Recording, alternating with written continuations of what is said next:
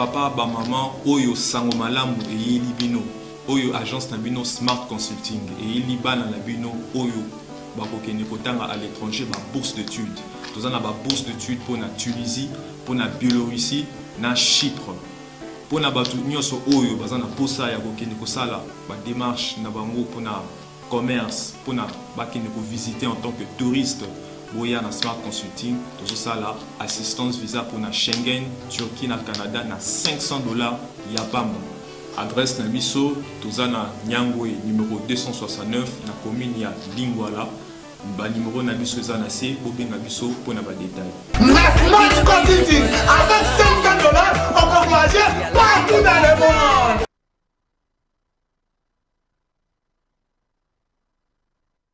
Merci.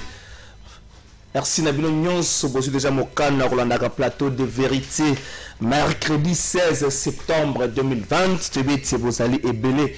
Vous me 10h juste plateau de vérité à Mokolalo et Bandini Tokolo Bana Mokolalo Bandeko Sengeli Boye Bate na niveau ya Jeffrem Bandeko Basala na Jeffrem Bazongela no Mosalate ba bakotika na position na pratiquement la représentation de la Bango sa République démocratique du Congo ba Salate qui nous DG na bango à cause la libérer pour na bango bakangi d'une manière illicite ou irrégulière.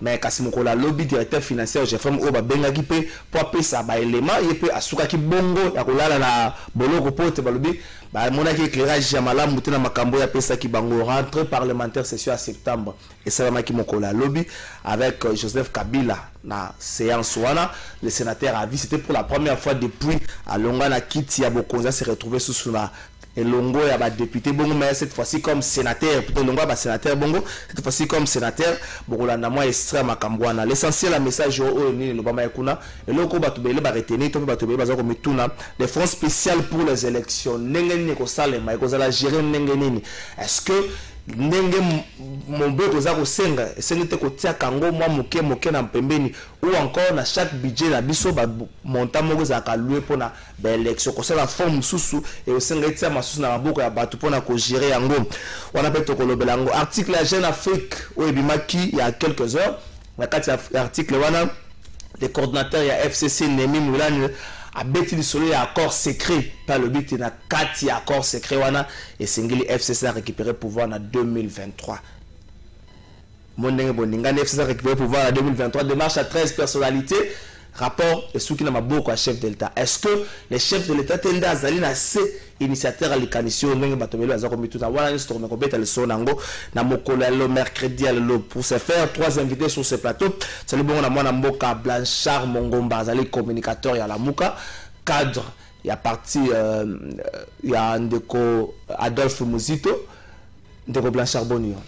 Merci mingi ndeko Trésor Kalafai na PCP merci na bandeko balandi ya plateau de vérité oyo tokomi komesana na yango mwa mingi pe eloko ya makasi na lingi kosenga deja bolimbi si parce que moni mongongo nange eza mwa bien te santé eza otungisa mwa muke mais pour na besoin na souci ya ko répondre toujours na mokumba monene oyo bandeko na biso bayi ekolo bapesa biso ya kobunda koloba pour intérêt na bango tango mbela na yo ya kitokai ko hésiter te yango moni na lombangu na sili na kuyanola pour être tué bana kubunda et longona peuple na biso.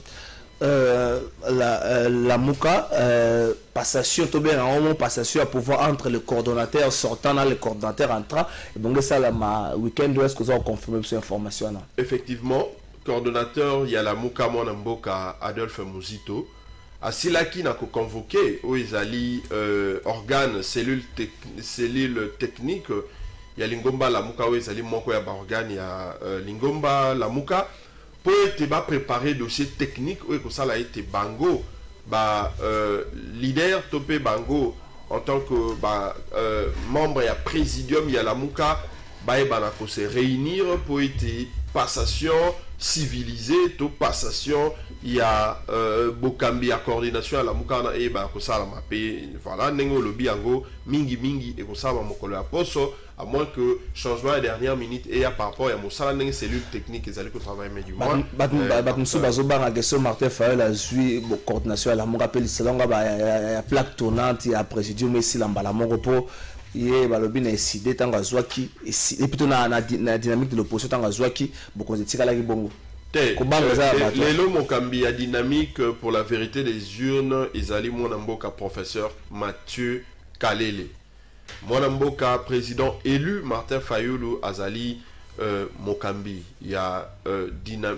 décidé mais na mo ya lelo Azali plus président élu parce que Azan a relation personnelle na peuple ou appelle ça qui est plus de 62%. Donc, si Kawana, Batubami Tungisate, Pambate, la Mouka, Ezali Lingomba, ou Ezali Kokambamana, Mibeko, tous allés dans la convention, ou Ezali régir le fonctionnement dans Bisso. Donc, si Kawana, na Banza été Bato, Bazali, na Eloko Yakomi Tungisate, merci, Maître Blanchard, Ndeko Emmanuel Tibambe, vous allez communicateur IDPS, Nakamo, qui IDPS va communicateur, va commis, pour te éviter, est-ce que vraiment, le Kambango est communicateur? Bino bokomi yango poso to pokabe bongo bien encore partie de pression mandat wana ndeko Emmanuel Bonio. Merci Mingi Ndeko Trésor Kalafay, merci d'avoir pour l'invitation. On a limite quand même là jeter ma fleur et ça à 30 secondes pour la initiative aujourd'hui. Merci. Par rapport à l'émission Nayo, les lots au plateau de vérité c'est parmi les émissions les plus suivies dans Mbogana Bisso, félicitations. Dans peu de temps au s'imposer dans le milieu à grand, vraiment félicitations encore une fois de plus. Au présenting un communicateur à UDPS. Ma partie pression mandat au meeting à Yoga. On a dit un communicateur FCC à la Mouka. Bon, d'abord, je voudrais ici préciser que parti a payé son mandat. Ok. Deuxièmement, tout ce que je dirais, ça n'engage pas le parti. Ici, je parle en tant qu'analyste. Hein? Donc on a un problème à demander se poser. Non, il se poser. Ça veut dire que ils sont tous structurés. Ok. N'est-ce pas? Avant les cas, na combo ya parti, il faut avoir aval, il y a hiérarchie. Ok. Et non, au les cas, au salaboé, au communiquer sur boé. Alors, c'est maintenant non tous aval il y a parti parce que tout à l'heure mobilier au niveau parti, il fallait la nomination fédéraux tout consort. En tout cas, on a eu mandaté, il y a les cas pour le combo ya parti. On a préféré, n'a me présenter ici, n'a intervenir en tant qu'analyste politique. Merci. Merci Ndeko Emmanuel, Ndeko Jimmy Kitengeboni. Merci Ndeko Kalafay pour l'invitation. Je m'excuse pour le retard. Talaga c'est dû à C'est dû à l'embouteillage à Kinshasa. Merci pour l'invitation. Merci. Na honneur au Bosali Bisso, na PCP Mbote na bako débatteur nyonso na plateau awa. Merci beaucoup. Merci Ndeko Jimmy Kitenge. Je préfère que na régie moi séquence wana Joseph Kabila hier na Sénat. On dirait ba sécurité ba yebagité aïe. Ngana s'appelle la partie ici mutwala ndeko faut voir que ça avis awa. Toke na régie bon tozonga. Donc juste quelques secondes bon tozonga.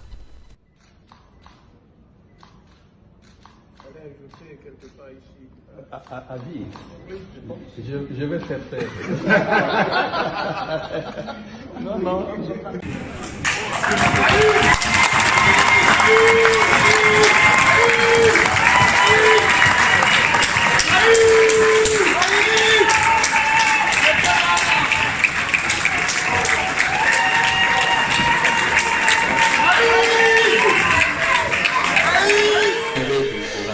Merci Patrick Kitoko, merci na Alva, Joseph Kabila na Sénat. Batumsusu balobi République démocratique du Congo tambolaka na ba buzz moko botamaka chaque semaine tout on a buzz moko botami ba oui pour cette semaine c'est la présence de Joseph Kabila na palais du peuple. Est-ce que Zali buzz? Quelle est la communication derrière sortie où Joseph Kabila? Quel est le message batam na simelo kwana autour de ces plateaux? Je pense que tout comme Gaobé tamam ke makatozo ngana ndeko Jimmy to bandanaye parce que PPRD et puis FCC. Les gens s'attendent pas à ce que Joseph Kabila a lobby. Évidemment. La communication à FCC a réussi son coup. On ne parle que de Joseph Kabila.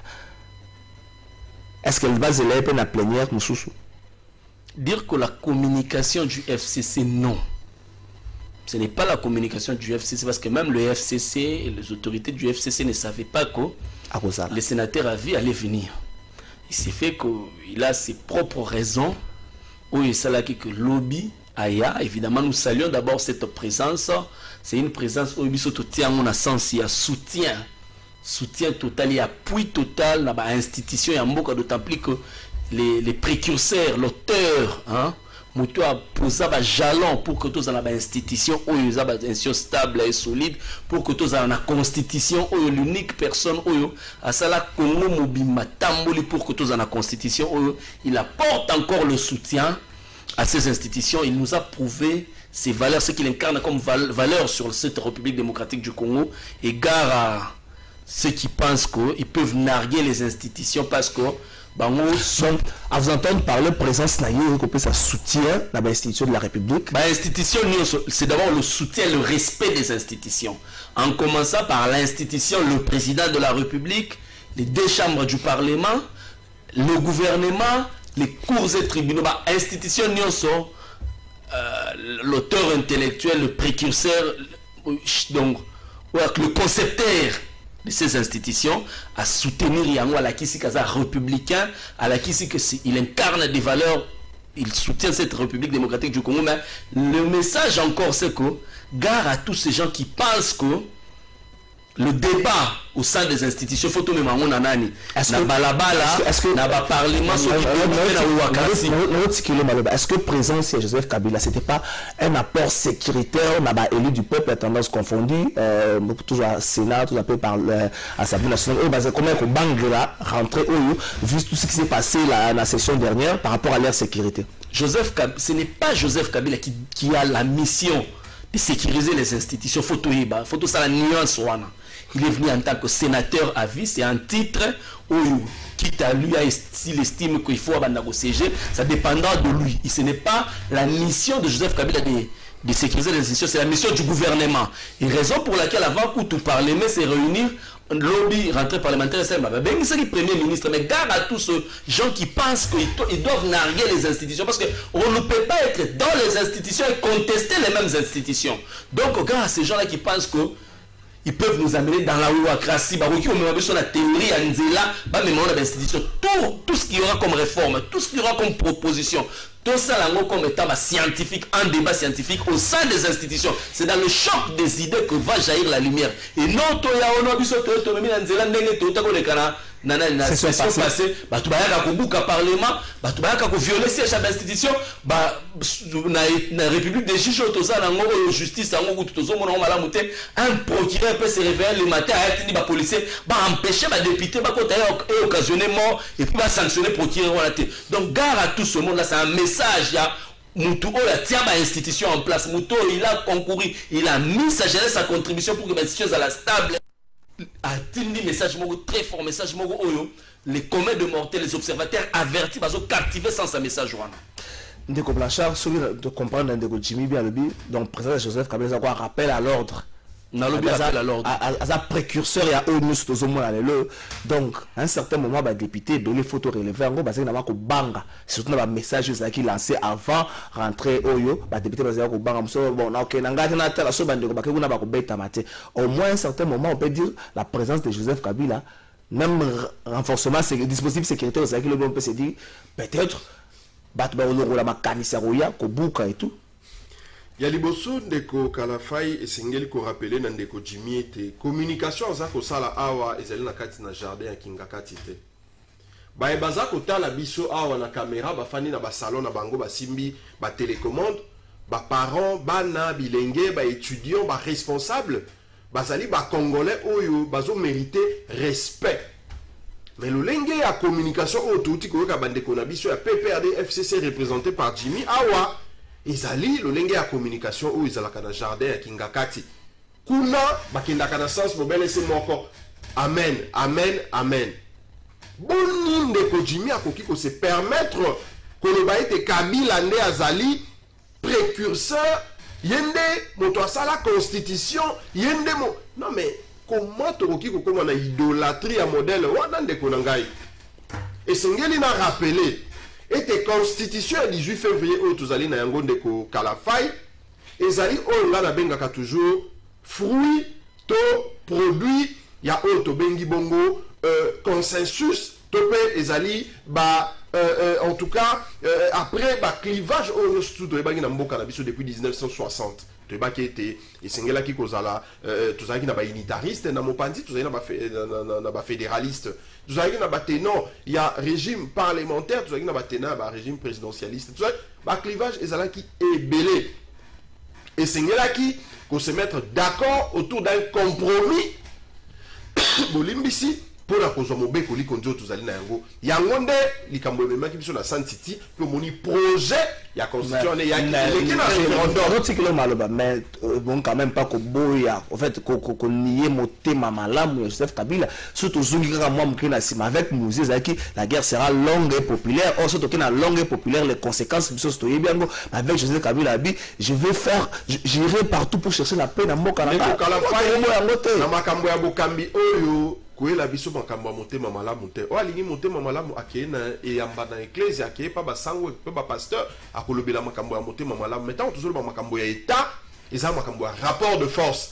Kabila soki andimaki kosala mayewana c'est parce qu'amona qui en face de lui rapport de force ezalaki wana ezalaki ya masekite esengelaki tokende na sens wana parce que la communauté internationale le peuple oyo ezalaki kotala bango ba belligérant oyo bazalaki wana c'était ba rapport à force oyo ezalaki ete Kabila a fléchir aeba couper ça au peuple azali kozela donc et si quand on a koloba été constitution parce que d'ailleurs bandeko na ba ngomingi Kabila moto asala non peuple né dans référendum aye kondima yango ko présence ya Joseph Kabila ya mi balé loko mosusu alobi yango ete na kota na motuna na yo alobi Kabila nde azali concepteur ya ba institution ça c'est encore une fabrication ya PPRD FCC institution ezali ba fait ezali biloko oyo peuple nde a créé yango dans nzela ya mobeko li kondi Kabila akoki ko concevoir ba institution na lolenge nini donc ça ce sont ba biloko oyo toki kotika yango le katende ko ngai sur le plan scientifique même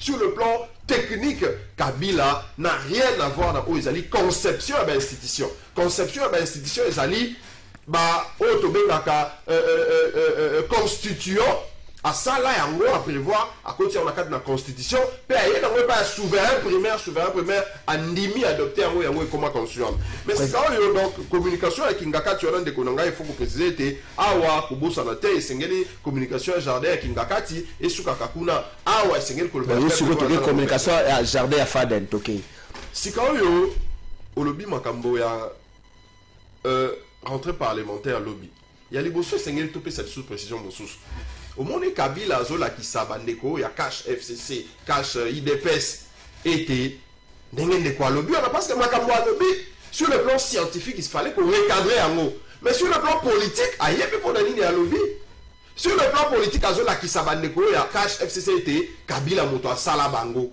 tango lobby concepteur et institution ali bosso na mboka ezali président de la République donc alingi ko lobela biso wa été Kabila moto a créé institution actuelle président de la République.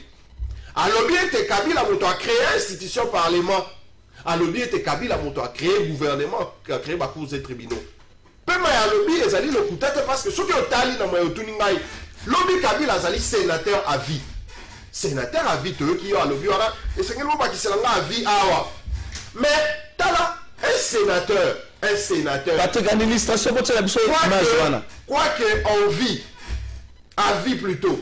Un sénateur à vie il va se faire entourer na ba chef ya ba institution bazo kengela bazo tambola na pour que de kofanda na ibonga oyaye.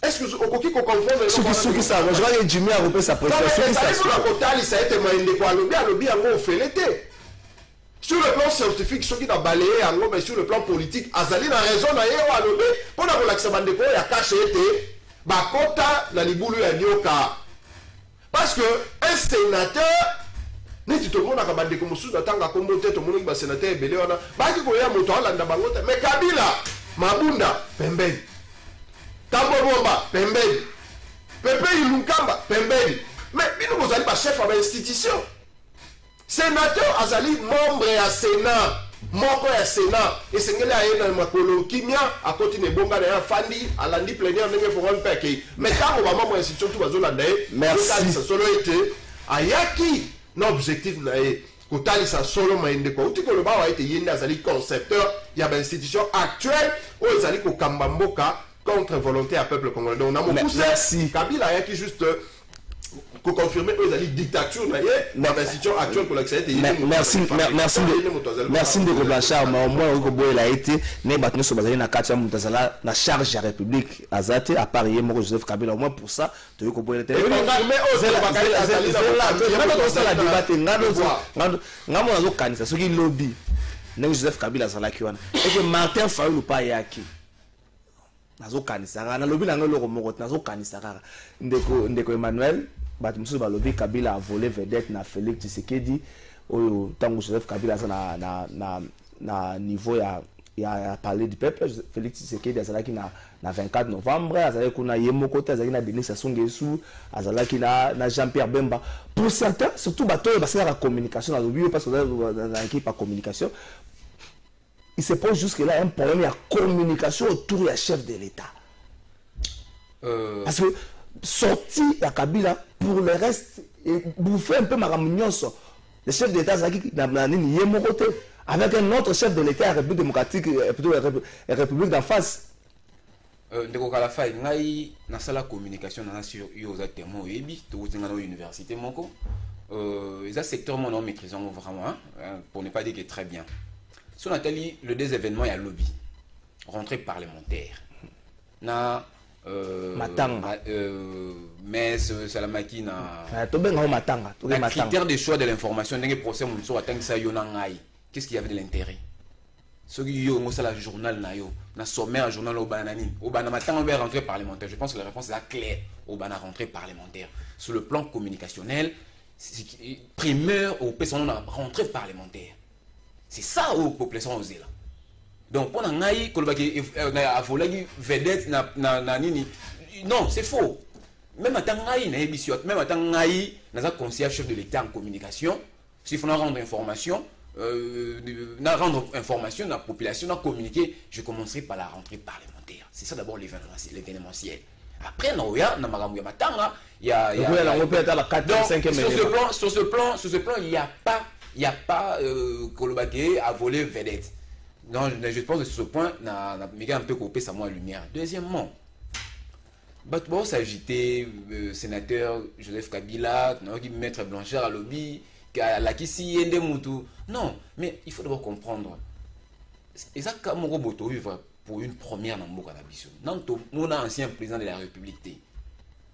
Mboka Nabiso, c'est pour la toute première fois. Nous avons un ancien président de la République. Nous avons ce maître Blanchard, non, monsieur Jimmy, déjà, je ne sais pas, mais c'est la toute première fois que nous avons un ancien président de la République, qui est Joseph Kabila Kabane. À sa personnalité, il faut tout évacuer. La preuve que même titre au Azali, c'est différent. Au moins, il y a lobby, pas dit ça à vie. Deux titres exceptionnels, nous avons un parlement, à un titre. Donc, pour nous, koya na ye na Sénat lobby ndenge batu bazalaki moi mouvementé pour nga je trouve ça normal parce que c'est une haute personnalité pas de rappel à l'ordre il y a non moi ici je parle en termes non rappel à l'ordre il y a pas de rappel à l'ordre ayaki na ye comme membre comme sénateur avec un siège na ye pour participer na plénière comme il faut.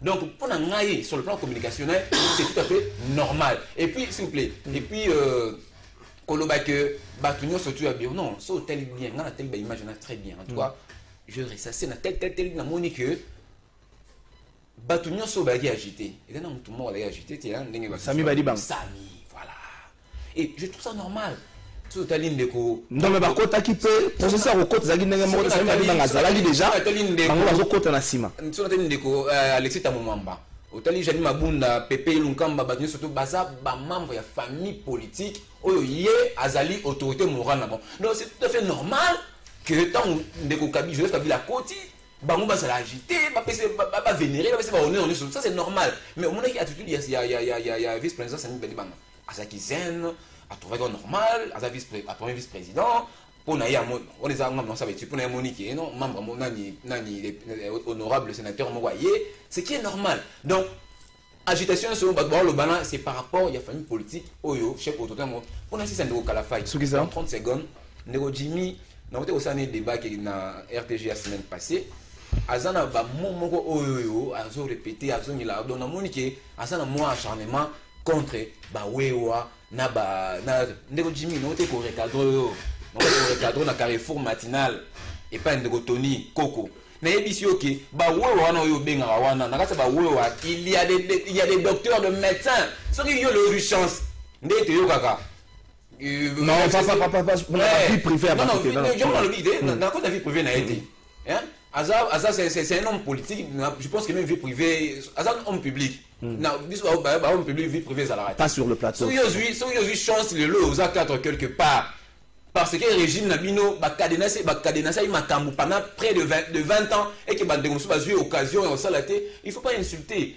moi j'ai des amis proches qui me sont très proches ba wewa qui sont des médecins hein juriste mais seulement chance c'est pas ça nité que bazo musala il faut moka et permettre bangote donc il faut pas donc quand tu parles de la Wewatrasi cher ami excuse-moi l'autre fois je t'avais dit na plateau na matinale en tout cas ezako rabesso makasi l'expression là c'est tellement péjoratif ndeko il faut ozoa merci ça ya botika eloko wana merci parce que je pense pas que même la famille na yo ata maman moko ya wewa ça charner l'unité merci merci ndeko Emmanuel tout ce que tu rappelles na bandeko na biso bakumbaka moto longo na bino bosunga biso makasi surtout mikolo na ndenge na ba taxi jaune moi sécurité comme je préfère encore na mati moto to na zaka ngai na ndeko azokumba moto na comme ici que zale ba ndeko so bakumba moto na pesi bino mbote baba za na ko ya cité verte entrée à nini ya route qui moins za pesi bino mbote ba ndeko Jimmy ça va vous attendre pour rebondir mais comme ça s'agit plus na carte ya FCC présence Joseph Kabila na palais du peuple surtout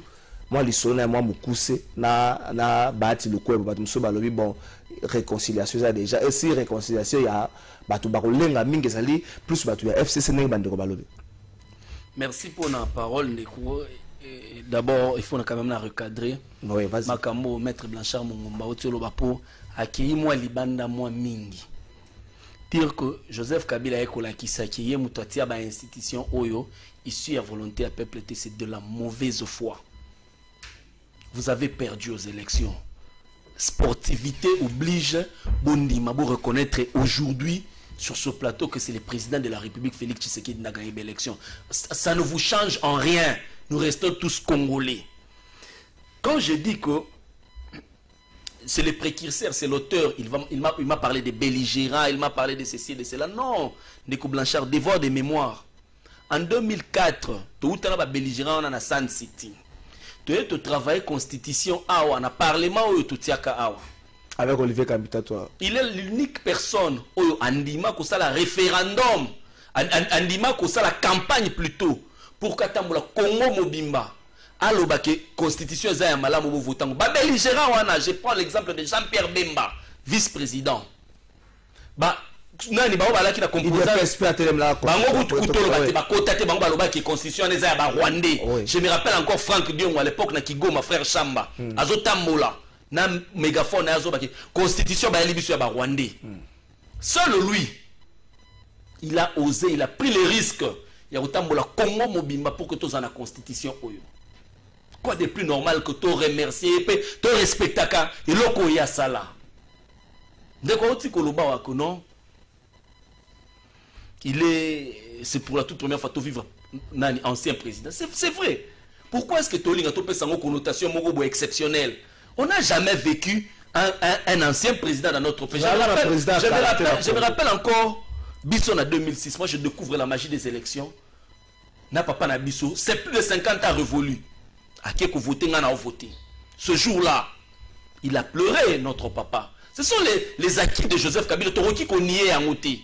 Nous ne pouvons pas nier. Les lois alternance. Je vois encore ce jour-là au Palais de la Nation. Des gens de l'UDPS au Palais de la Nation. Ce sont des images historiques qui sont gravées dans la mémoire collective. Kobo n'a jamais Joseph Kabila comme état précurseur. Parce qu'il y a eu devant où ça pouvait emporter tout. Devant et devant.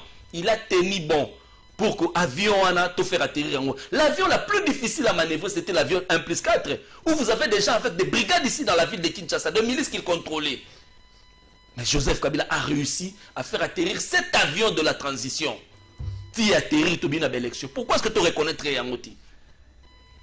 Ne quoi tu le bas que non, terme péjoratif. Pourquoi le bas quand on a recadré que je le répète encore, tu ne peux pas me recadrer. C'est difficile de me recadrer. Pourquoi est-ce que tu en fais un problème? Pourquoi est-ce que l'IDPS vous êtes en train d'en faire un problème? Là, oui, et pourquoi je n'ai pas stigmatisé Bawewa. Mais je dis tout simplement ceci. Oyebi Nanayo, tout vivant à Kinshasa Oyu. Ces gens-là, nos amis là, Baïdarabiso, Nanenge ya Mukete. Rose transport est difficile là, on va aller au service transport, sérieusement. Mais ils sont aussi caractérisés par un désordre. Ils ne respectent ni banani sens contraire, ni police de circulation routière. Ce désordre-là, ni fait des signalisations, ces désordres-là. Quand vous transposez ces désordres-là dans la gestion du pays, où le Parlement doit siéger et que ça veut dire qu'ils sont comparables à ce désordre qu'on voit dans la rue. C'est pourquoi nous appelons ça la wewacratie. Donc aujourd'hui, maîtrisons les concepts, il peut pas propager concept en égoïdéo. Donc la question il y a Kobanga, la crainte est plus du côté FCC, surtout que le sénateur a vu Joseph Kabila, si réconciliation, il y en a, ça va bouger. Non, Bahati. C'est les gros ventres. Il a été, même quand il a voulu basculer du côté de l'UDPS. Qu'est-ce que Kabila n'a pas donné à Bahati ou à l'UDPS pendant que Bazano a chômé dans sa bandité? Il a été DG à la DGI. Sonas, Kester Assemblée nationale, ministre à l'économie, ministre à plan, ministre partout, depuis que Kabila est au pouvoir, Bahati a toujours été au pouvoir.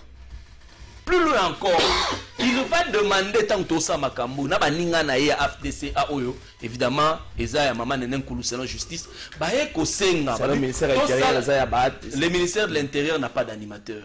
N'a pas d'animateur, c'est vraiment du vide. Donc, que tout ça la pression de sorte que tu récupéré quelque chose.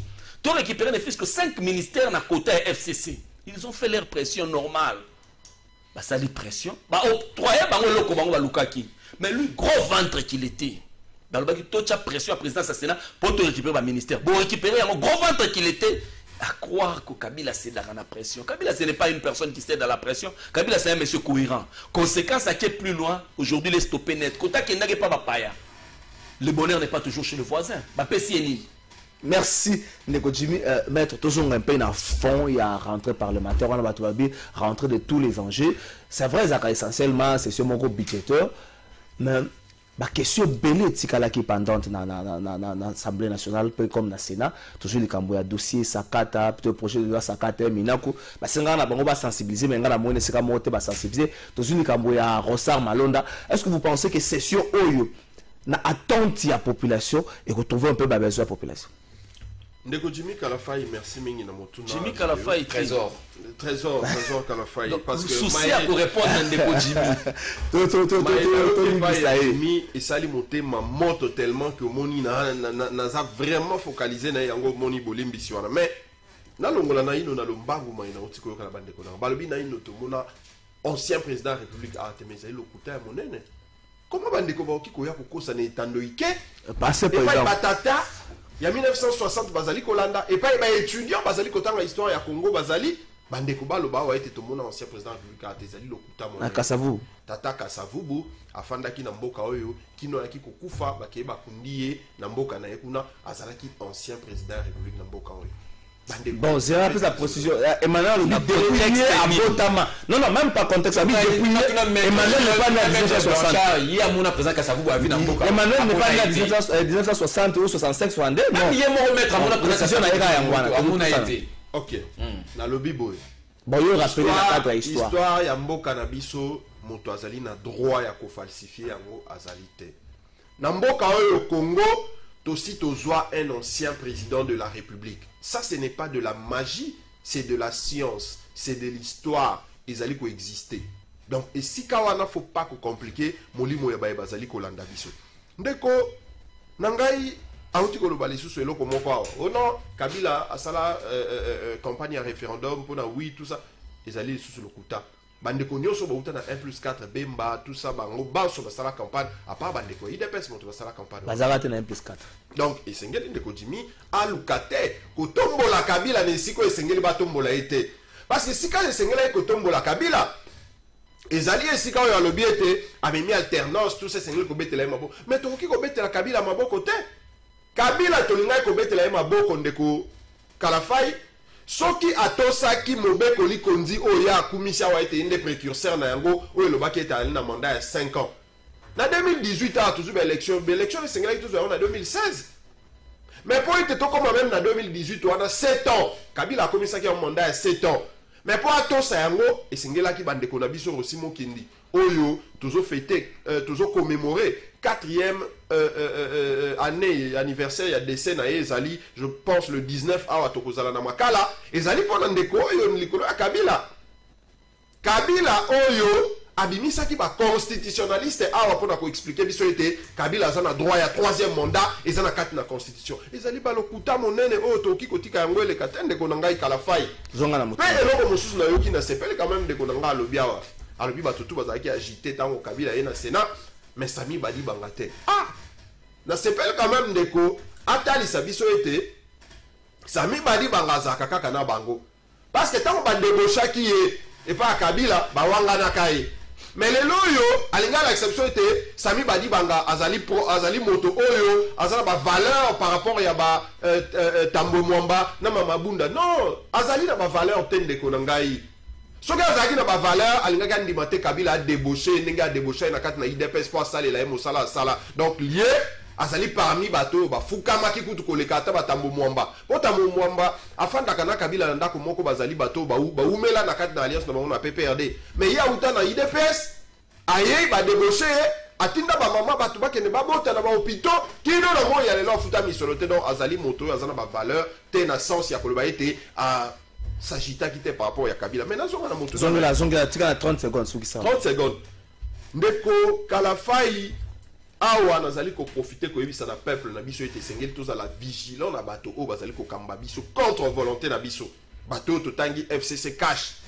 Pambate lelo oyo présence ya Kabila na Sénat wana soki to longwe na ba forme o nyonso tout moneli aye po atalisa ndenge azali nzoto makasi ala kisaete penda azali mokonzi ya ba institution ndenge ndeko na ngai Jimmy utaki kotalisa yango awa na énergie nyonso tout aye po na kotalisa na ba sénateur na yo ndenge balwa na le pour ko booster bango kotalisa bango ete sengeli bo sala ete législature oyo rentrée parlementaire oyo makambo mansoma sila makambo nini loi sakata bandeko balobaki awete babosani yango te babosana yango te bachaka yango pembeni balobaki na session oyo ya septembre ndenge olobaki malgré qu'ils allaient essentiellement budgétaire mais toyebi pe budget na bango wana ezalaka na ka formalité mais il est kaka mingi kaka na ba débat oyo politique bazongisa loi minaku bazongisa Rosa Malonda o bauti ko sala jugement kuna pour na ko confirmer basala ete bazwa élection président de la République ba commissaire on a suffrage universel indirect 500 députés en moto ba comment a voter yango biso tozolo baboy peuple congolais pas ofandi et pas azali peuple yondo zali souverain merci peuple yondo zali mokonzi ya ba institution o comme non Jimmy Kalafa Jimmy auti koloba wa Jimmy yango zali koloba ndeko plaça ko na suka te sa message là et sengeli to ça parce que non FCC cash yo so ko malobesili non so ko malobesili Zela tozong sido maloba ndeko Emmanuel likambo ya fonds spécial pour la élection et tungisi bato belo ebitango parlement comme akobela to luka mosolo to tsala mopanzi pour la élection ba banga mingi na mitaba to bakansaka report. Est-ce que avec Covid-19 na makambo nyonso République démocratique du Congo zo connaître lelo to komate ndenge babeleli le kuna na parlement que ceux qui kotia mosolo babelobi boye kotia mosolo donc quelque part bazo mon dirait gouvernement azo prévoir te mbongo pour la organiser l'élection to komate 2023 betombo libiso et mbongo ça pour la élection. Juste 45 secondes hein. Na me campé au balai babous na yoki na plateau. Maître Blanchard na lobia qui bien que faut revoir vidéo émission au moins na kozana kata obunga. Na lobby na osala étude en tant que communicologue. Na taliba geste. Nyo sur les cas na bureau et assemblée ne bazali agité. Et ça na mutu moko a impressionné kinga na mona qu'il était zen. Ndeko Sami Badi Banga. Est-ce que c'est la réalité ou les faussetés? Moi j'estime que je suppose que c'est la réalité parce que moi n'a observé puis na moni bongo. Et là on a le baki yangwana. Il y a le baki Ndeko Sami Badi Banga za na UDPS et on a so comme porte-parole il y a UDPS. Merci bravo. Il y a opé sa information wana na reconnaître na titre na zone reconnaître en mot il y a porte-parole à UDPS. Makambo na lobaki eza wana lobi teke mais Sami Badi Banga za na UDPS so yingi ndoyo to loba entre wana eza maloba na yo na lobeka que na observer na monnaie que batu nyo surtout mutaza ki calme maîtrise oya sagitalité oya zalaki pe soumis na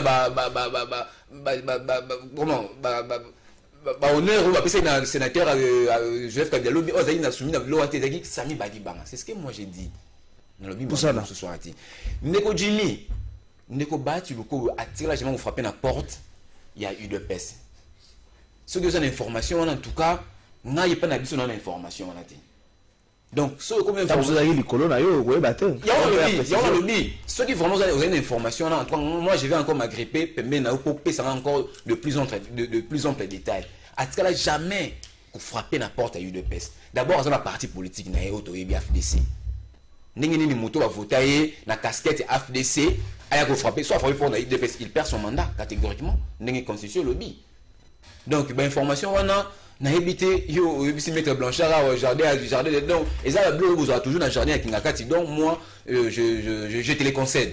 Alors par rapport il y a makambo ba élection ngai ndeko Kalafai na so moi je me tourne toi en 2020 l'élection est censée être organisée en 2023. Donc 2 ans à deux tirer langue. Non 2023 vous année électorale. Année électorale et on a carte comptabilité année surtout donc 3 ans.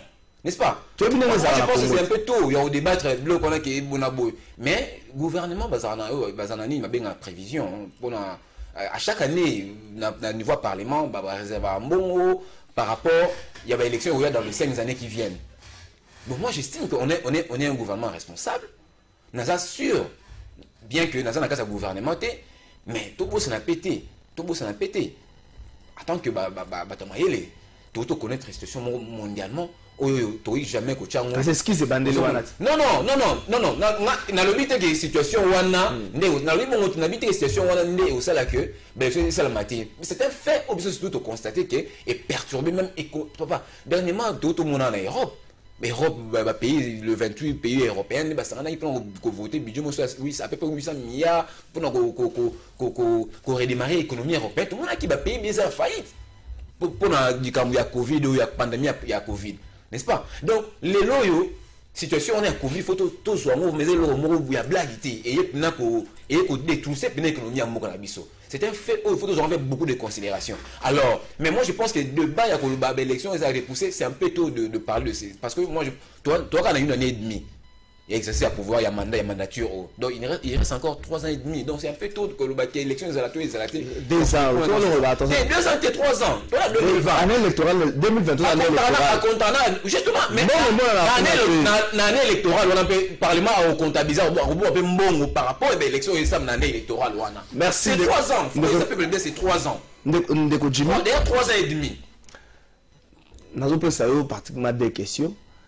Article ya Jeune Afrique oyo ebimisi ba révélation moko bangisi batu coordinateur FCC Némi Moulania a bêti solo accord secret entre FCC na CAJ 2023 dans ndenge accord pouvoir essayer les ongles la FCC. Je crois que vous attendez réagir, mais aussi rentrée parlementaire. Essentiellement budgétaire, côté peuple à Zelaka. Mais comme on finish, on peut s'abuser, budget à 50 milliards, on ne refuse pas. Mais c'est comme la clé à répartition, peuple à se retrouver. Avec ce qui s'est passé pour la COVID-19, vous pensez que cette fois-ci, Parlement Oyo, avec tout ce qu'il y a, comme contour, le peuple va se retrouver en termes de budget conséquent et permettre à ce que le peuple se retrouve. Merci pour la moutuna ndeko. D'abord, article à Jeune Afrique, je n'ai pas lu. Ok.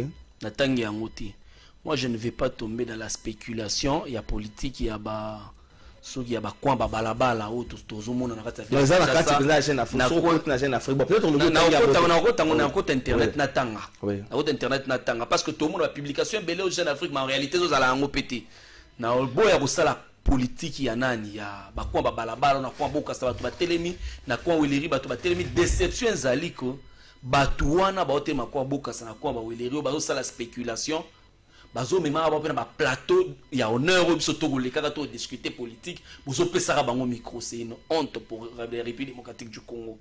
Na ko souhaiter vraiment comme langue officielle à gouvernement à ça la correspondance à français bato bozo mema ba so na ba parlement so kini ba kwa ba balabala wana bo mema ba pena ba plateau ba émission na français ba ça rappel émission na français. Toyo kasoui ba bango ndeko ta na ebisi même makambo baati a éviter qu'il y avait des rapprochements na éviter ce qu'il est IDPS juste à auto comme IDPS quand ebele ba alaki ba la bango IDPS te ba zalaka ba sous-traitant ba na ba mouvement citoyen ceci c'est là du coup une fois IDPS au pouvoir ba ya mingi ba comme IDPS mais en réalité ba IDPS ça solo bango ba na ba sabanzete na ba limité wana. Mais bon, il y a couler à place, il y a UDPS, il y a solo, quitte à UDPS, il y a solo au fond la mission. Bah intrus, bah infiltré, bah côté les bino, bah rouler à la place nabino. Mingi bah biso journaliste, tout ce monde là. Jale le kolekata bah membre UDPS bah bundaka. Jale le ya solo, bah comme couler à sima bah UDPS. Ndeko Blanchard a aussi kolo bah marambolo mina kusakata. C'est quand même question qui pendant c'est quand même la session passée. Un intellectuel que j'aime et je respecte bien. Mais je souhaiterais que sur le plan scientifique, sur le plan intellectuel, sur le plan du droit, à relever les biso ba faille. Il y a loi mina kusakata, apesa yango na honorable Muzito qui est un des meilleurs élus, na honorable Fayulu élu na biso lukungo tozilaka na lingwala, ba ya pas discuter na mina kuna sakata. Ba relever ba faille, on a si à corriger, si à améliorer, ba améliorer. Comme ça loi est le cas au lieu de avoir un plateau à télévision ko distiller de fois message mo ya haine ba message mo ya acharnement pour que to vivre ba scène auto ko vivre na nani na session passée. Quant à lobby makambo ya Ronsaro Malonda, bon lelo un compatriote congolais élu président de la CENI Boboyi. Maintenant l'autre compatriote obino bokuluka sala soki x y p baboye to suka wapi, ça veut dire qu'on veut demander quelque chose et son contraire. Pendant que l'État ne nous appartient pas, Bible ça veut dire racheter l'État car les jours sont mauvais. Ndeko sur le bateau tika na 3 ans et demi malgré que bozo lingabo même makambo ngomba mandat à président Félix Tshisekedi des années. Il n'a qu'une année et demie président Félix Tshisekedi. Azaka kana une année et demie, tout peut ça d'abord temps à côté. Vraiment, je pense que c'est la question le roi d'élection. Évidemment que gérer c'est prévoir, faut tout projeter déjà 2023. Mais tout personne nous taille à gestion. Président a géré. Donc, ceux qui vous ont contesté les lots ensemble, ça veut dire que vous n'avez pas une vision réelle de la chose. Vous ont grignoté les sous micro pour l'élection. Il y a 2023. Surtout la question électorale, malgré que le FCC a tiré la catégorie de la démarche à 13 personnalités. 13 personnalités, il faudrait tout recadrer ma campagne. Ce sont des gens au service de l'argent. Ce sont des gens au service des intérêts partisans. La plupart bazali députés, ce sont des députés élus à peuple. Si vous avez des propositions à faire, venez avec la ligne voilà. Ici toujours honorable Martin Fayulu, honorable Muzito, un des meilleurs élus, la ligne voilà. 13 parlementaires, la proposition la ligne voilà. Tout discuter on a 4 la ligne voilà. Tout trouver la solution la ligne voilà. Au lieu que le cas va conciliable, moyen va se déplacer, pas Moïse, moyen va se wapi. Ça veut dire qu'il y a la plupart voilà bazangi mbonga billet, mbonga hôtel te. Yoko dozangi mbonga billet fonctionnera ba assise wana ta ba luka ba assise ba luka ba perdiem, ya ba assise pendant les populations sont coupées dans la misère.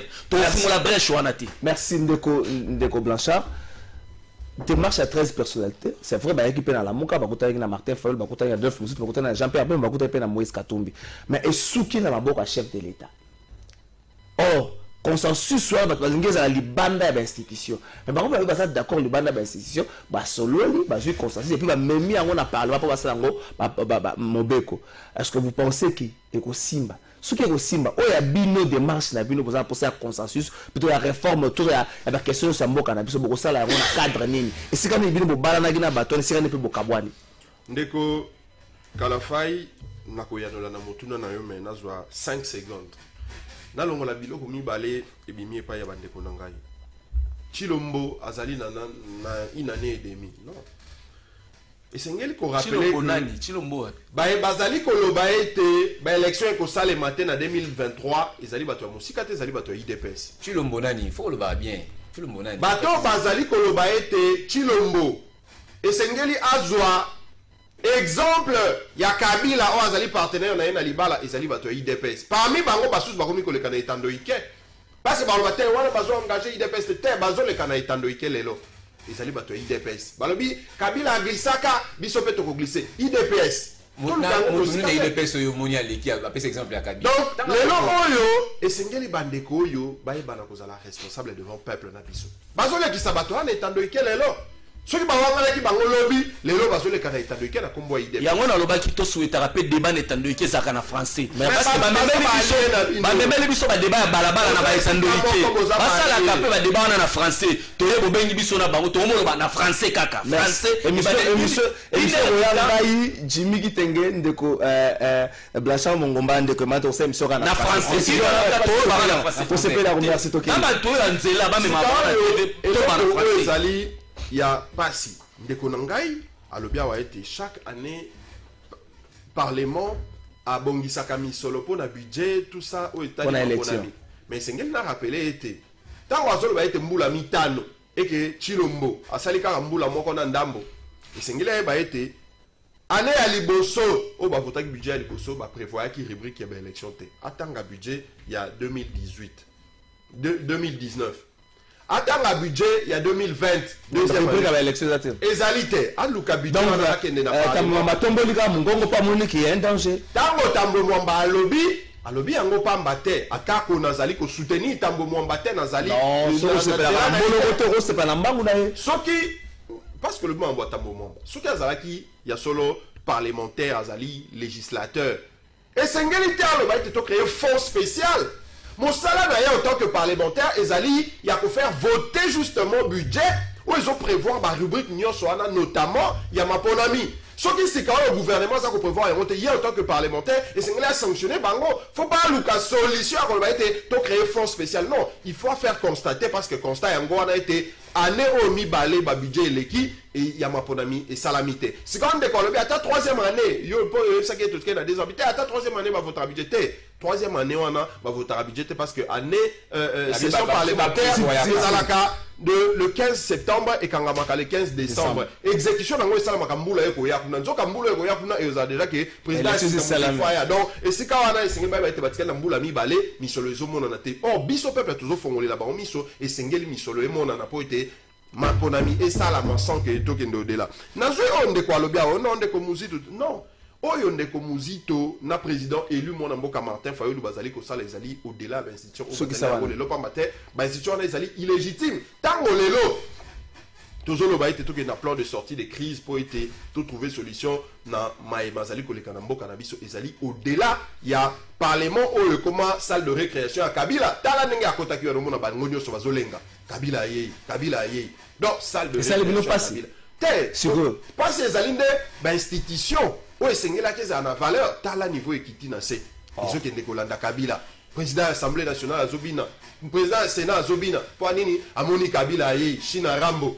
c'est ça pasi yango wana mais na kota na motuna na 5 secondes 5 secondes OK eloko ya malamu oyo biso to sepelaki na 13 parlementaires ezali le fait ya kofongola débat était esengeli justement était ba réforme et ça parce que ba texte eux tous allés na même institution eux pesa ma pona mpe misusu ezali plus caricaturer na dictature oyo ezaki caractérisé na bambula ele cadre non institutionnel. Pourquoi non institutionnel? Parce que bandeko ya cash bazali pembeni ya bandeko ya FCC, parce que tous wakama lo bango balobi était majorité au FCC sana ngolo na kata parlement ezali artificiel. Mais majorité fabriquée, majorité oyo somba. Merci maître Blanchard consensus pour être tout ça la réforme oyo comme ma peuple na solution.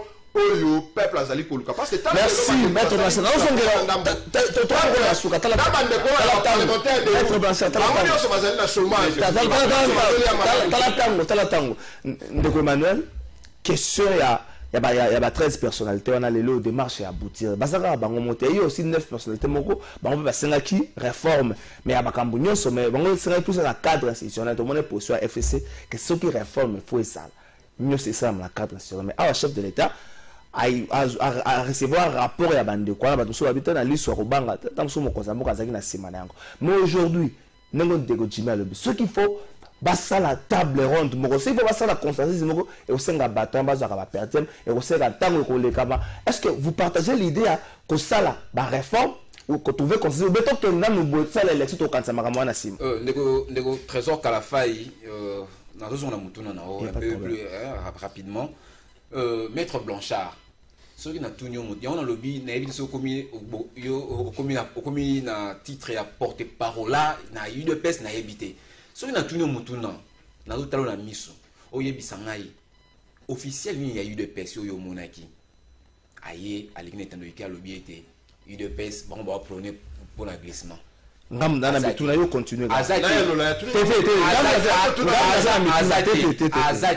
et puis ce que moni muto aleki une personne n'a jamais parlé maramba glissement jamais mais ce qui muto ne dit mot consent non c'est tika ça ne continuer à makanisi na yo ko empêcher muto à réfléchir té so moni muto tika na suka ba dorba ça peut tango to suka na leki na pesa baba idée na nga en tant qu'analyste c'est il va te demander à il pèse engagé il pèse non comprendre na ko pesa baba idée na nga ndi na raisonner mais ils ont engagé parti na ngai mais dis-moi na et ça vous plaît le Blanchard monsieur le officiel moko ta idée pèse aloba mabani ni wana ya zonga na moto na ngai tango wana suka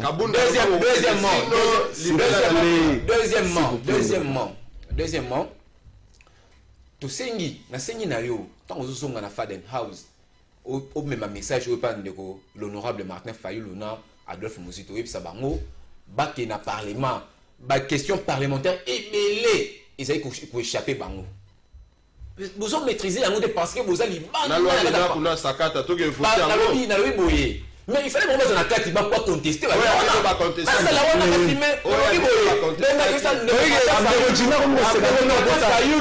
non mais c'est Adolphe Muzito bala parler ba meilleur élu en Mboka Kabunda ça il a voté qui est na voté qui na lukunga nga voté qui na lukunga Kabunda tima ça ne va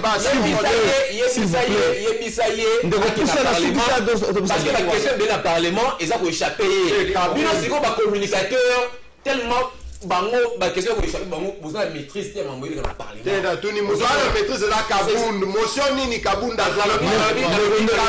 nabi de Kabunda la parlementaire un peu on les respecte pour la tuni ka motion ni ça doit vous savez la parlementaire motion de Emmanuel mais la parlementaire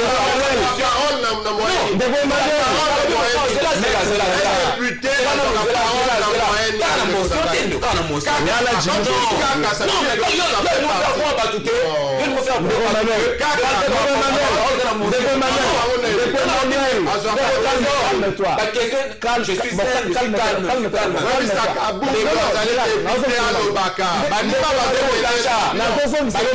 Parlement, ils ont échappé Bino. Ils ont FCC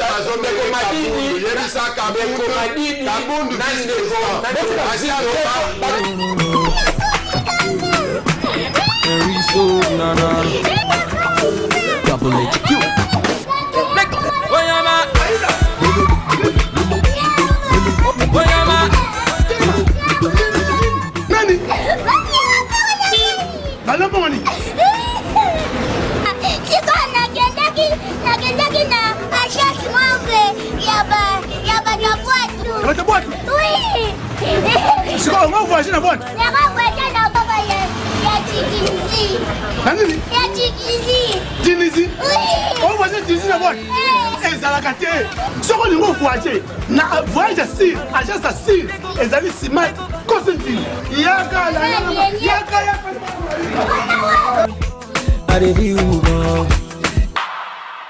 Papa, maman, oyo sango malamu et yeli bino, oyo agence na bino Smart Consulting et yeli bana na bino oyo bakokene kotanga à l'étranger ba bourse d'études. Tous en a ba bourse d'études pour la Tunisie, pour la Biélorussie, na Chypre. Pour na batu nyonso oyo bazana posa ya kokene kosala ba démarche na bango pour na commerce, pour na bakene ko visiter en tant que touriste. Boya na Smart Consulting, tout ça là, assistance visa pour na Schengen, Turquie na Canada na $500 ya bamba. Adresse na biso, toza na Nyangwe numéro 269 na commune ya Lingwala. Ba numéro na biso eza na C, bobenga biso pour na ba détail. Na Smart Consulting, avec $500, on peut voyager partout dans le monde.